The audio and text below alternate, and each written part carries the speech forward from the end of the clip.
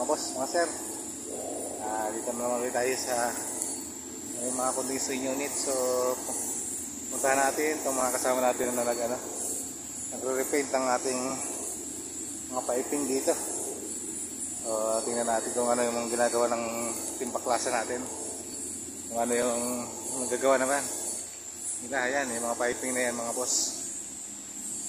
Ayan, nire-repaint na natin kasi nag-fade na yung kanyang pintura, nababaklas na.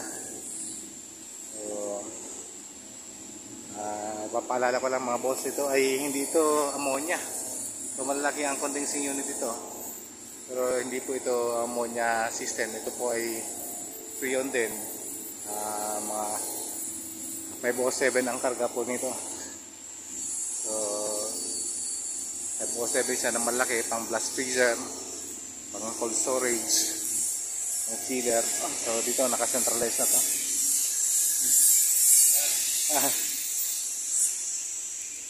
Ayan, kasama natin dyan. Ganda pala pre pag may primer eh. Ay, naka-primer na sila oh. Yose. Ay sa mama? Kailang dalawa?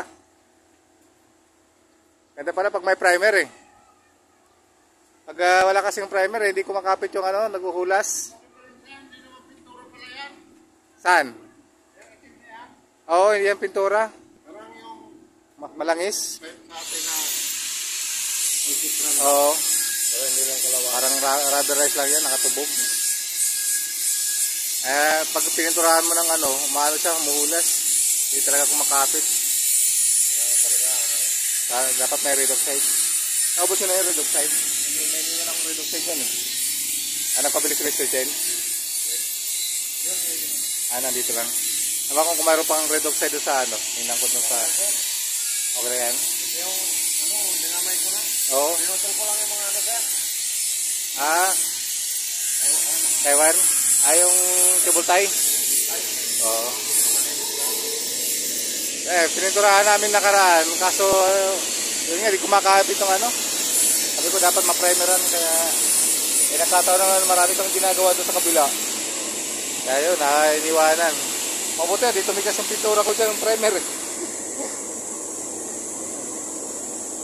talaga ma-primer para kapit yung kumapit yung pintura mo.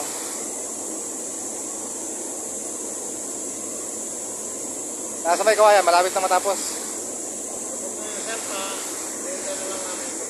Power supply na lang. Nakaraan pa yun nireklamo ni Mr. Chin eh. Wala daw nag-aasikaso ng power supply doon.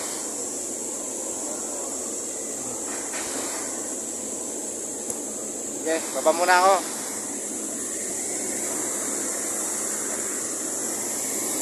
Ayan, so primer muna gagamitin.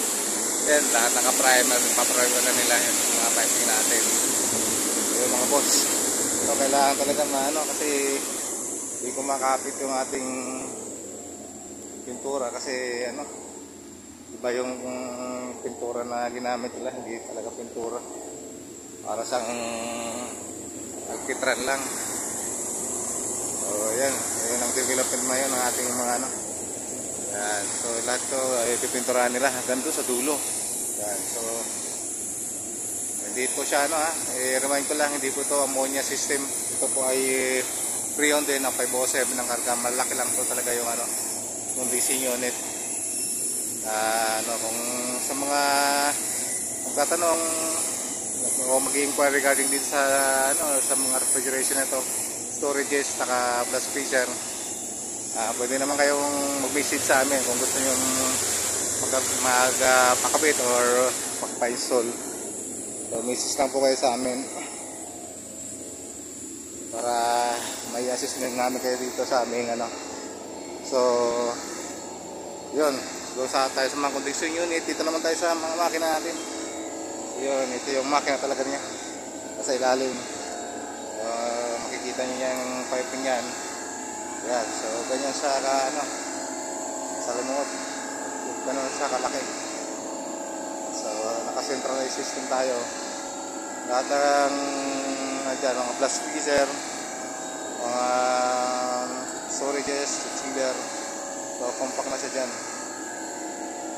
So mas maganda tingnan, mas malinis at hindi masyado masalimot yung sistema. So kita mo yung mga piping yan, so color coding naman siya, so hindi tayo so maliligaw. So yan, maraming salamat ng muli at paki-likes lang po, paki-share. Shoutout sa ating mga team, sa ating team Baklasan, sa ating team GOBB. Maraming salamat sa inyo. At sa mga gustong mag-inquire or magtanong regarding dito sa system o magpakapit, message lang po kayo sa amin at i-assist namin po kayo. Maraming salamat.